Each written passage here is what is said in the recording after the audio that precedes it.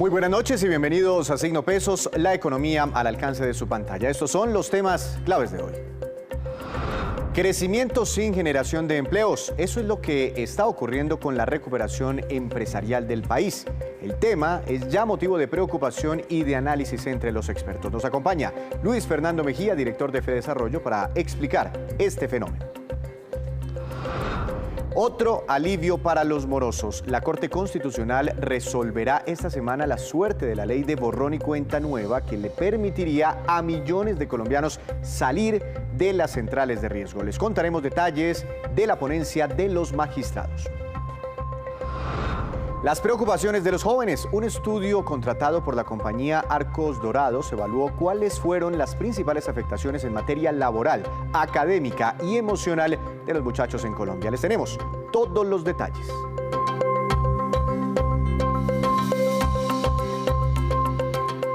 Comenzamos esta emisión hablando del crecimiento económico de nuestro país, pero ahora de algunas preocupaciones que genera este reporte del DANE en medio de las buenas noticias que trajo. Doctor Luis Fernando Mejía, director de FEDesarrollo, buenas noches, gracias por estar aquí en Signo Pesos. ¿Cómo le ha ido? Hola Víctor, muy buenas noches, encantado de estar otra vez con ustedes. Un saludo muy especial para todos los que nos están viendo. Muchas gracias, doctor Mejía. ¿Le sorprendió en algo este reporte del DANE, un rebote de la economía superior al 17% en el segundo trimestre de este año, o estaba enmarcado dentro de las expectativas de FEDesarrollo? No, para nada, Víctor. Realmente estaba justo en línea con las expectativas del mercado e incluso, por supuesto, las nuestras. Nosotros incluso teníamos un crecimiento un poquito más alto del 18,8%. Ese crecimiento se redujo frente a lo que anunció el DANE, porque además el DANE, no hay que olvidar, redujo también los crecimientos que había estimado para los meses de abril y mayo, y eso generó que nuestro crecimiento estuviera un poquito por encima de lo que realmente ocurrió. Pero en líneas generales nosotros estábamos de nuevo grosso modo en 19%, el DANE anunció un 17,6%, el mercado estaba también por esas líneas, así que de ninguna manera sorpresivo. No hay que olvidar que es una base de comparación muy baja, es el crecimiento del segundo trimestre comparado contra el mismo trimestre del año anterior, del 2020, que había sido el peor en nuestra historia económica moderna. Este segundo trimestre de este año, por supuesto, se convierte entonces en el mejor, por supuesto, de nuestra historia. Pero también hay un efecto, por supuesto, de nuevo relacionado con esa base baja de comparación. Sin embargo, Víctor, hay que también anotar que cuando usted compara el crecimiento de este segundo trimestre contra el primer trimestre de este mismo año para mirar qué tanto se ha venido acelerando o no la economía, pues resulta que la economía se contrajo a un ritmo del 2,4% frente a ese trimestre inmediatamente anterior. Esto muestra de todas formas, como lo habíamos comentado en ocasiones anteriores, Víctor, el impacto que tuvo en la actividad productiva, no solamente el tercer pico de contagios y las restricciones a la movilidad y a la actividad productiva, sino también, por supuesto, todo el impacto especialmente de los bloqueos durante el mes de mayo. Pero escuchaba yo esta mañana, doctor Mejía, en algunas declaraciones del ministro de Hacienda, que celebraba los datos del semestre, cuando evaluamos enero a junio de este año, frente a los del 2019, primer semestre del 2019, donde todavía no había llegado la pandemia. Y destacaba que ya se veía un crecimiento haciendo esas comparaciones. ¿Esto quiere decir que ya volvimos a los niveles de actividad económica, de producción en la economía que teníamos antes de la pandemia? Así es, Víctor. Cuando nosotros estimamos el pronóstico de crecimiento para este año en un 7,2% en el año completo, enero-diciembre, justamente habíamos hecho ese cálculo también reconociendo que si se lograba esa meta, que seguramente el país la va a lograr, vamos a retornar a los niveles de producción observados en diciembre del 2019. Eso es importante porque la caída, recordemos, del año anterior fue el 6,8%, la peor en más de 100 años de historia. Sin embargo, Víctor, también hay que reconocer que ese no puede ser el objetivo primordial, por supuesto. Importante volver a los niveles prepandemia, pero no hay que olvidar que en el 2020, usted recordará, Víctor, se estimaba que la economía se iba a expandir por encima del 3,5%. Así que de todas formas, incluso retornando a los niveles de diciembre del 2019, habría una brecha frente a las estimativos que se tenían de crecimiento económico para ese 2020, que estimamos podría ser esa brecha alrededor del 7,5%. Así que todavía nos falta camino por recorrer y eso explica, Víctor, además, por qué el mercado laboral no ha reaccionado de forma tan rápida. Todavía no estamos en niveles realmente frente a los que traíamos tendencialmente, ese crecimiento potencial, si se quiere, todavía nos falta un camino por recorrer. Pero ¿qué está pasando, doctor Mejía, con el mercado laboral? Porque sí ha habido una reactivación de la economía, casi hasta niveles prepandemia, pero las cifras del mercado laboral, las cifras de desempleo, no son todavía las mismas que teníamos antes de que llegara el coronavirus. Indudablemente, Víctor. Recordemos que cuando arranca este año habíamos cerrado, digamos, con tasas de desempleo promedio cercanas al 15% el año anterior. Habíamos tenido un pico muy grande, una tasa de desempleo cercana al 20% a mediados del año, pero luego se había recuperado y en el promedio de año estábamos más o menos en un 15%, casi un 50% más alto frente a una tasa del 10,5% que tuvimos en el 2019. Viene entonces la recuperación y empieza gradualmente a disminuir esa tasa de desempleo.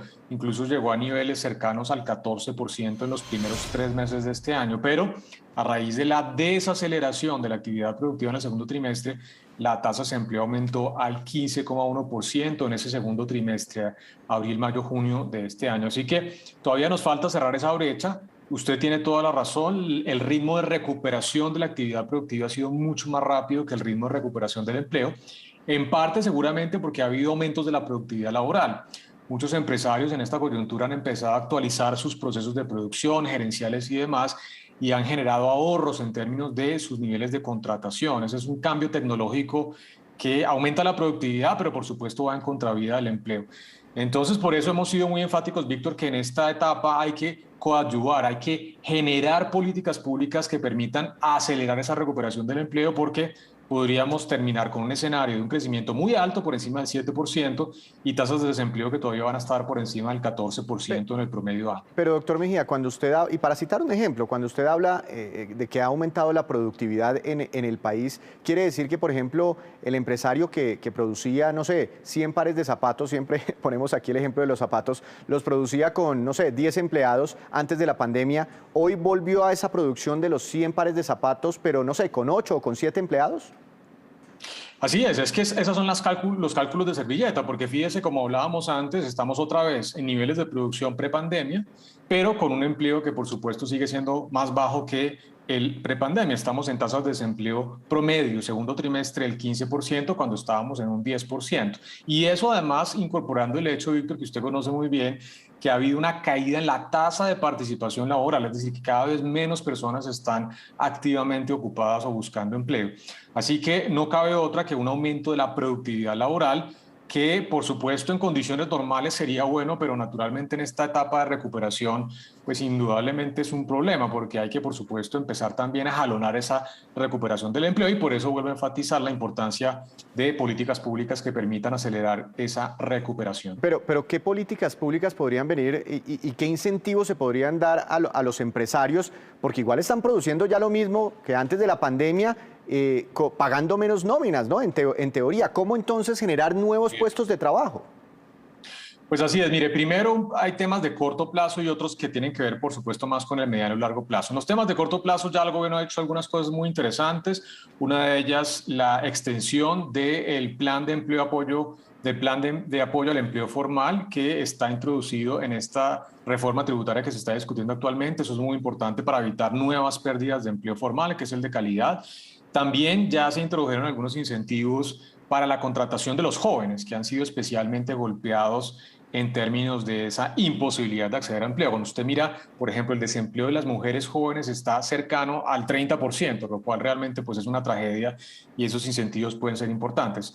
Y finalmente, en el corto plazo adicional, y usted sabe también, esto lo hemos discutido varias veces, la importancia de un plan de choque, generación de empleo público, que no es la solución estructural de largo plazo, pero que sí puede ayudar en esta fase de recuperación, porque el Estado pues tiene también disponibilidad de recursos, por ejemplo, a través de los recursos de regalías. Pero pensando más en el mediano y largo plazo, naturalmente buena parte de esto va a tener que pasar por reentrenamiento para poder generar que estas personas que han salido del mercado formal puedan volver a engancharse con habilidades que sean pertinentes frente a lo que está demandando el mercado, los empresarios, y también, por supuesto, las oportunidades de nuevos emprendimientos. Así que hay medidas de corto, mediano y largo plazo que se pueden utilizar para que no tengamos lo que sufrimos, Víctor, en la década de los 90, cuando tuvimos esa crisis del 99, nos tomó prácticamente 6 o 7 años retornar a las tasas de desempleo que teníamos previo a ese choque de finales del siglo pasado. Lo recuerdo perfectamente. Una última pregunta, doctor Mejía. No sé si ustedes tengan algún cálculo mirando una economía creciendo al 8,8% cuando observamos el primer semestre de este año, seguramente crecerá al 7,8, al 7,5, al 8% aproximadamente en todo el año. Una economía así, ¿qué nivel de tasa de desempleo debería tener? Pues mire, con lo que tenemos ahora nosotros incorporados, porque además ha habido pues pérdidas de empresas, cierre de algunos emprendimientos, especialmente medianos y grandes, que por supuesto generan pérdidas de empleo, lo que hablábamos ahora, el efecto del cambio tecnológico, el aumento de la productividad laboral, que tendríamos tasas de desempleo cercanas al 14% este año. Si se hace un poquito de esfuerzo adicional, podríamos estar hablando de un 13% de tasa de desempleo promedio en este 2021 y ojalá con otro año importante de crecimiento económico en el 2022 podríamos retornar a niveles cercanos al 10,5-11% hasta finales del 2022. Así que si todo se hace bien, estaríamos retornando a niveles de desempleo prepandemia hasta finales del próximo año. Sin embargo, usted sabe muy bien, Víctor, el tema estructural, ¿no? No podemos quedarnos conformes con retornar a tasas de desempleo de 2 dígitos. El país tiene que pensar en reformas al mercado laboral para garantizar que la gran mayoría de personas que están buscando empleo pues realmente lo puedan conseguir. Doctor Mejía, muchas gracias por este análisis. Que tenga una feliz noche. Gracias a usted, Víctor, por la invitación. Un saludo muy especial para todos. El director de FEDesarrollo hoy en Signo Pesos. Ahora vamos con esta que es la cifra económica del día.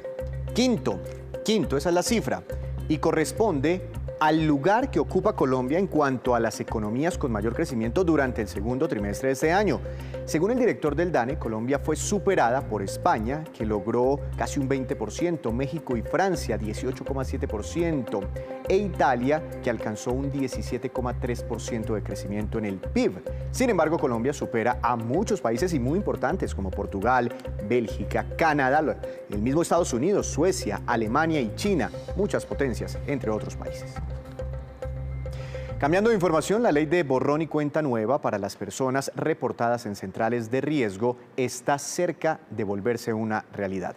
La Corte Constitucional estudia esta semana el proyecto aprobado recientemente por el Congreso y todo indica que pasaría el examen de este alto tribunal. Veamos. La decisión está en manos de la Corte Constitucional. Según conoció Noticias Caracol, la ponencia es positiva y de aprobarse se beneficiarían de la ley borrón y cuenta nueva. 10 millones de colombianos reportados siempre y cuando paguen las deudas en los primeros 12 meses de vigencia de la ley o que ya lo hayan hecho y aún estén en las centrales de riesgo. Ellos son los que lo reportan a uno por una deuda de 5.000 pesos y dañan la vida crediticia de una persona.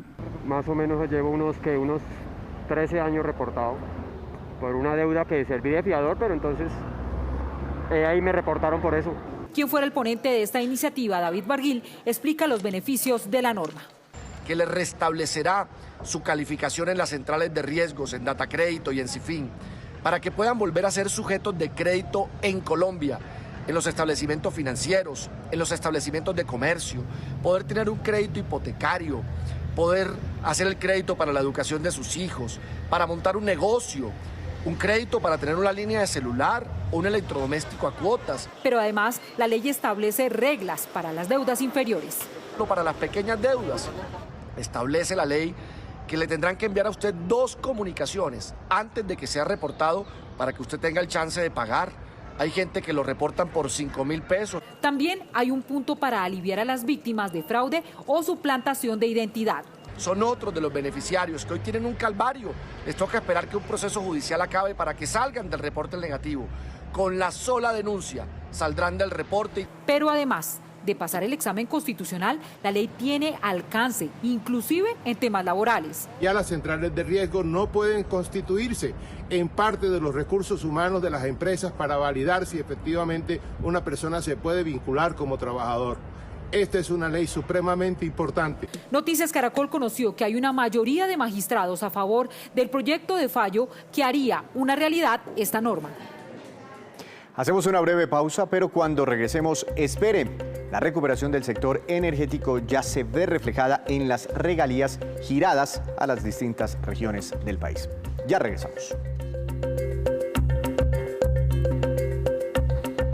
Continuamos en Signo Pesos. La compañía Arcos Dorados, que recuerde usted es el mayor franquiciador o la mayor franquicia en Colombia de McDonald's, contrató un estudio para detectar las afectaciones de los jóvenes durante la pandemia y las expectativas y retos para los muchachos en nuestro país. Para ver los resultados, saludo a Adriana Garzón Osorio, gerente de comunicaciones de Arcos Dorados en nuestro país. Adriana, buenas noches, bienvenida a Signo Pesos, ¿cómo ha estado? Hola Víctor, buenas noches, un gusto. Adriana, ¿cuáles fueron los aspectos cotidianos del día a día en la vida de los jóvenes, sobre todo, que más se vieron afectados, que más se vieron impactados durante la pandemia? Bueno, la mayoría de los jóvenes, y estamos hablando de un 90%, el principal impacto que sintieron fue la pérdida de oportunidades de empleo. De hecho, 1 de cada 6 jóvenes dejó de trabajar durante la pandemia. En un segundo lugar, nos mencionan y con un 78% la capacidad de acceder a educación o a capacitación, que se vio afectada negativamente. Y en un tercer lugar, con un 58%, también sus posibilidades de hacer su propio emprendimiento. En el caso de la educación, ¿se presentaron interrupciones totales o parciales? Bueno, solo 4 de cada 10 jóvenes pudieron mantener sus estudios durante la pandemia, pero un 40% casi nos dicen en este estudio que tuvieron que o pausar o interrumpir definitivamente sus estudios. Muy grave. Actualmente, ¿cuáles son las mayores preocupaciones de los jóvenes colombianos? Hay 3 cosas que principalmente les preocupan. En primer lugar, no tener suficientes ingresos, y eso obviamente está atado con que muchos perdieron el empleo durante la pandemia. En segundo lugar, la falta de oportunidades de empleo o de trabajo, es decir, esa posibilidad de engancharse en un siguiente empleo. Y en tercer lugar, la calidad y el acceso a la educación, que sigue siendo un tema que constantemente nos están diciendo. Es de anotar que esas 3 preocupaciones están incluso por encima de lo que les preocupa la misma pandemia y sus efectos en la salud. Muy interesantes estos resultados y seguramente toda esa tensión social, las marchas de muchos jóvenes durante el mes de mayo que salieron a protestar legítimamente, pues son el reflejo de estudios como estos. Hacia el futuro cercano, no muy lejano, ¿están optimistas, están medio optimistas, medio pesimistas o muy pesimistas los jóvenes? Bueno, tienes razón, a pesar de este panorama y de lo que hemos visto en la realidad del país, la mitad de los jóvenes están expresando que tienen esperanza y motivación en el futuro, aunque solo un tercio se siente seguro sobre sus perspectivas en el futuro. En realidad también expresan sentimientos de motivación, esperanza y fe en que las cosas van a mejorar. Hay algo también interesante, y es que hay también un poco de autorreflexión. Ellos dicen que para enfrentar el futuro con más solidez, su propia generación tiene que mejorar en 3 aspectos. La gran mayoría dicen que en su capacidad de ser responsables y de asumir responsabilidades. En segundo lugar, hablan también de ser mejores en cuanto al respeto. Y en tercer lugar, en su capacidad de aprender. Entonces también hay ahí algo de autocrítica. Los últimos gobiernos, digamos, han implementado algunas medidas para estimular el primer empleo, para que los jóvenes empiecen a tener como una historia laboral y puedan incursionar al mundo laboral con mayor facilidad posteriormente. ¿Esto ha funcionado o los jóvenes sienten todavía muchas restricciones, muchas trabas, muchas dificultades para conseguir ese primer trabajo que les dé experiencia? Aquí en el estudio estamos viendo justamente la percepción de los jóvenes, y ese tema de la experiencia es el gran problema. Es definitivamente algo que constantemente sale en todos los ejercicios que hacemos de consulta de la opinión de los jóvenes. El 81% menciona como la principal barrera para obtener un empleo la paradoja de la experiencia. ¿Qué es? Esa necesidad de tener experiencia para conseguir un empleo y que no pueden conseguir porque nadie les da empleo sin experiencia. Es un círculo vicioso que sigue afectando el acceso de los jóvenes a, sobre todo, un primer empleo. Y en segundo lugar, también hablan con un 85% de las respuestas, de la falta de trabajos especiales para jóvenes. Adriana. Se me había perdido un segundo, pero aquí la regresamos. De pronto se le desactivó el micrófono. Podría revisarlo para la siguiente respuesta. Perfecto. Adriana. ¿Quieres que repitamos? Ya la estoy escuchando. Perfecto. No, vamos bien. Continuamos. ¿Qué tan capacitados se sienten los jóvenes colombianos para ingresar al mundo laboral? Apenas un 26%, o mejor dicho, un 26% nos dice que no se siente del todo capacitado para ingresar al mercado laboral, no se siente seguro para poder dar ese paso. Y en relación con eso nos dicen también en su gran mayoría un 86% que cree que las empresas deberían ampliar sus apuestas y apoyar la generación de los primeros empleos para hacerlos sentir a ellos más seguros y abrirles esos espacios. Y un 90% nos mencionan que concretamente las empresas podrían hacer dos cosas: unos programas de primer empleo que sean, digamos, más constantes, más amplios, más incluyentes, y en segundo lugar también la promoción y la apertura de capacitación para que los jóvenes puedan complementar o compensar esa falta de experiencia con otras habilidades que les permitan acceder a ese primer empleo. Una última pregunta, Adriana. ¿Ustedes lograron medir algo con lo último que me acaba de comentar? ¿En qué áreas quisieran de pronto capacitarse más los jóvenes? Sí, hay dos cosas interesantes que nos dicen este estudio. Ellos esperan que un primer empleo les apoye en aprender a trabajar en equipo, que es algo que es muy valioso para cualquier entorno laboral. También la flexibilidad para adaptarse a los cambios. Esa adaptabilidad al cambio es algo que quieren aprender de una primera experiencia laboral. Y también la autonomía y la capacidad de autogestionarse, de poder tener esa posibilidad de gestionar sus propios objetivos, con algo también en cuarto lugar de innovación y creatividad. Adriana, muchas gracias por contarnos los detalles de este estudio. Gracias por estar aquí en Signo Pesos. Una feliz noche. Feliz noche para todos. Muchas gracias por invitarnos. El empleo juvenil tanto preocupa en nuestro país. Aquí están resultados de muchas mediciones. En más información, el ministro de Minas, Diego Mesa, destacó los resultados del crecimiento económico en el sector energético durante el segundo trimestre de este año. Eso incluye una recuperación en los servicios públicos de energía y gas del 7,1% en explotación de minas y carteras y de más del 40% en extracción de carbón. Veamos. A pesar de los bloqueos, vemos que la reactivación de la producción de hidrocarburos otra vez está en niveles justamente prebloqueos. Ya volvemos a estar por encima de los 750.000 barriles día y esperamos que esta tendencia continúe al alza. Y en tercer lugar, tenemos una muy buena noticia en cuanto al recaudo de las regalías del primer semestre de 2021, que se acercó a 4.1 billones de pesos y supera en 101% la meta que teníamos de recaudo para el primer semestre de este bienio. O sea que el sector sigue siendo protagonista de la reactivación económica, tanto en crecimiento del Producto Interno Bruto del segundo trimestre con respecto al segundo trimestre del 2020, producción de hidrocarburos y recaudo de regalías. Hacemos otra breve pausa, pero ya les contaremos que hay una compañía muy importante en Colombia que está ofreciendo, escuche bien, 5.000 vacantes para jóvenes. En segundo, los detalles. Para hoy. Juan, buenas noches, adelante con su tema. Bienvenido. Víctor, buenas noches. Como sabe, hace unos días se canceló una oferta pública inicial de acciones de la compañía LATAM Logistics en la Bolsa de Valores de Colombia, con la que esperaba conseguir unos 225 millones de dólares. Era el primer lanzamiento desde 2012 en la bolsa, pero esa operación no se dio por condiciones de mercado. Ese detalle ha generado o ha puesto en evidencia que en Colombia el mercado bursátil es débil y su futuro pues podría depender de darle una vuelta. Comparada con otras bolsas de América Latina, la colombiana llamaría poco interés, tiene apenas 65 compañías listadas. En Brasil, para darle un ejemplo, y usted lo sabe, hay más de 550, en Chile más de 300 y en Perú unas 280. Y fíjese que en los últimos años se han ido varias compañías, ejemplos, Ingenio La Cabaña, Petrominerales, Odinsa, Biomax, entre otras. Claro, Juan, pero además hay factores coyunturales que influyen en este tema.